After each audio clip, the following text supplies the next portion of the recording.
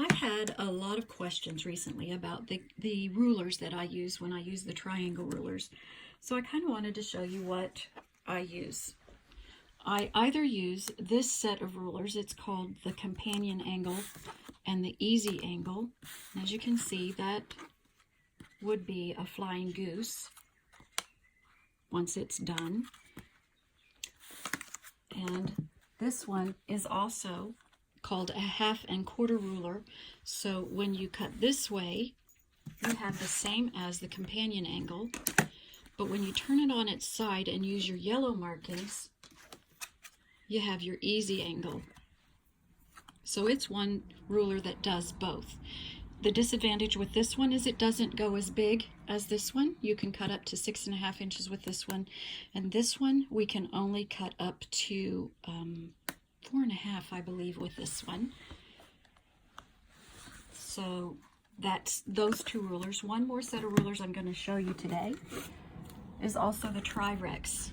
As you can see, the companion angle and the Tri-Rex are different in that this is an isosceles 360 degrees and this one isn't. This one's for flying geese. This one's for like star points that you want that different angle for. The Tri is the triangle and the Rex is the outside. So this would go like this here and like this here. So I'm going to cut. I've got some things out here I'm going to cut, and I'm going to show you how to use these. All right, this one, I've already cut that first angle off. So that easy angle would have laid like this right there. All right, so on the second one, I'm just simply going to flip it over, and you can see my numbers right along the side to help me line it up. Little black bit goes off the edge at the bottom. Hold my ruler, and up we go. I have my triangle. The flat bit at the top helps me to line it up easily with my other triangle part, because this is also flat on the top. So that flat bit is going to lay right over that flat bit, and away you go. In order to make that flat bit, we're going to use our companion angle. I just have two laying here because I kind of wanted to show you a couple of other things with this one as well. This is a 2.5 inch strip. So I'm laying it right on the 2.5 inches. This one I'm going to have to cut up one side and down the other.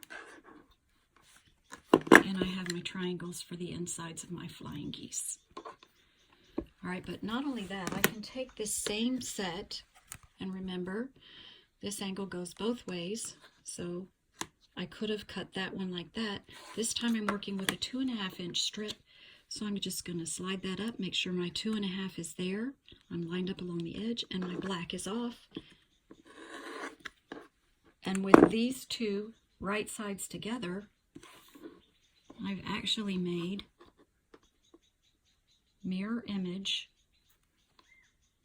So that one can go on that side, and that one can go on that side, if I wanted to keep that the same. All right, so those are the flying geese.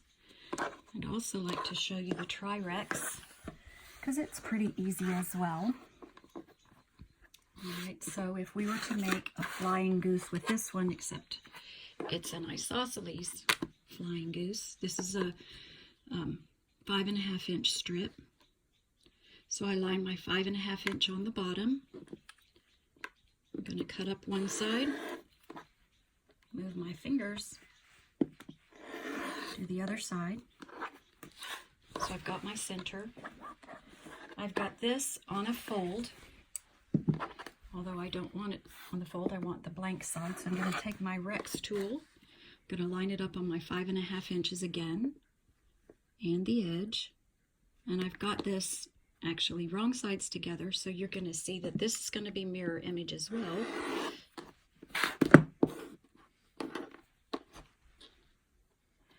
And there we have our other isosceles flying goose.